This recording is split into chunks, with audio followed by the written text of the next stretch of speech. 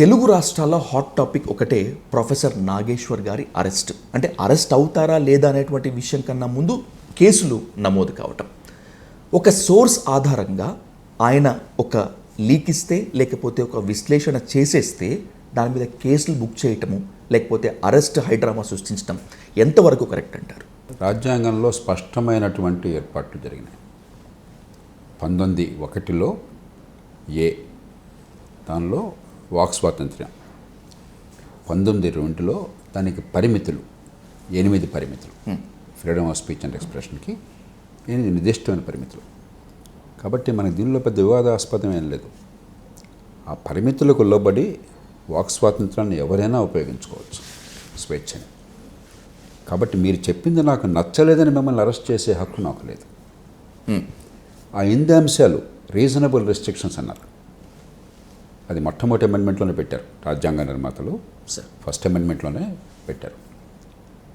ఆ పరిమితులకు లోబడి మీరు దేశ భద్రత కావచ్చు, అశ్లీలత కావచ్చు, శాంతి భద్రతలను కాపాడడం కావచ్చు, కంటెంప్ట్ ఆఫ్ కోర్ట్ కావచ్చు, ఇతర దేశాలతో సంబంధాల విషయం కావచ్చు, ఇలా కొన్ని అంశాలు స్పష్టంగా పేర్కొన్నారు.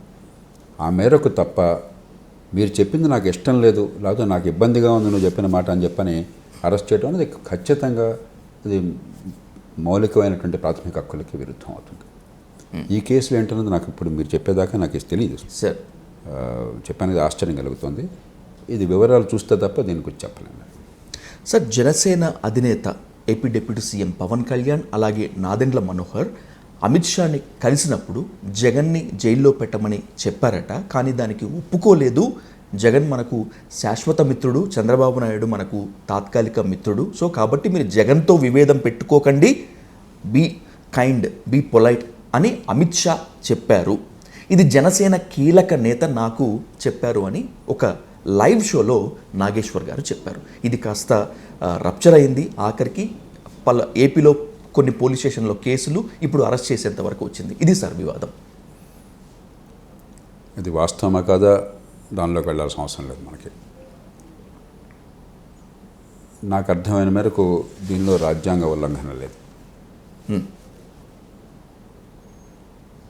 కాబట్టి ప్రాథమిక హక్కులకి భంగం కలిగించడం సరైన పద్ధతి కాదు. ఖచ్చితంగా రేపొద్దున కనుక ఏమన్నా చట్టపరమైన చర్య తీసుకుంటే కోర్టులు ఉంటాయి, వాళ్ళు పట్టించుకుంటారు. కానీ ఇదే కనుక దాని నేపథ్యమైనట్టయితే ఆ మాట అన్న కారణంగా జైల్లో పెట్టడానికి రాజ్యాంగం ఒప్పుకోదు. జనసేన నేతలు దీనిపైన చాలా హుందంగా స్పందించారు సార్. కానీ జన సైనికులు మాత్రం సోషల్ మీడియాలో రెచ్చిపోయారు. అఫీషియల్గా టీడీపీ ఫేస్బుక్ పేజ్లో నాగేశ్వర్ గారికి వైసీపీ కండువా వేసి ఆయన ట్రోల్ చేశారు. ఈ రప్చర్ జరిగిన తర్వాత ఇంకొక లైవ్ షోలో నా వ్యాఖ్యలు నేను ఉపసంహరించుకుంటున్నా అని చెప్పారు. అయినా కూడా కేసుల పర్వమాగటం లేదు, అరెస్టు హైడ్రామా కొనసాగుతూనే ఉంది. దీన్ని ఎలా అర్థం చేసుకోవాలి? మనకి ఈ విషయాన్ని పక్కన పెట్టండి. అసలు మనకి ఏమవుతుందంటే బహిరంగ చర్చలో వాస్తవము, తర్కము, ప్రజా సంక్షేమము, గతానుభవం నుంచి నేర్చుకున్న పాఠాలు, మన అనుభవం కావచ్చు, ఇతరుల అనుభవం, ఇవి తప్ప ఇంకోటి ఉండకూడదు. కాబట్టి సామరస్యపూర్వకంగా హుందాయిన వాతావరణంలో చర్చించుకోవటం అనేది మనకి పూర్తిగా కొరవడింది. దేశంలో కొరవడింది, తెలుగు రాష్ట్రాల్లో మరింత కొరవడింది, దానిలో ఆంధ్రప్రదేశ్లో మరింత కొరవడింది. ప్రతిదానికి అమ్మబూతులు తిట్టుకోవటము, మీకు నచ్చని మాట చెప్తే వెంటనే పరుష వాక్యాలు లేకపోతే దాడికి దిగటము, ఇది సంస్కారం కాదు. ప్రజాస్వామ్యం అంటే ఏమిటి? మీకు నాకు విభేదాలు ఎన్నో ఉండొచ్చు.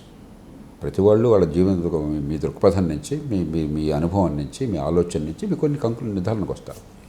నేను ఒప్పుకోవచ్చు, ఒప్పుకోకపోవచ్చు. ఒప్పుకోకపోతే నాకు ఇష్టం లేని మాట విజయ్ చెప్పాడు కాబట్టి మిమ్మల్ని తిట్టే హక్కు, కొట్టే హక్కు నాకు లేదు.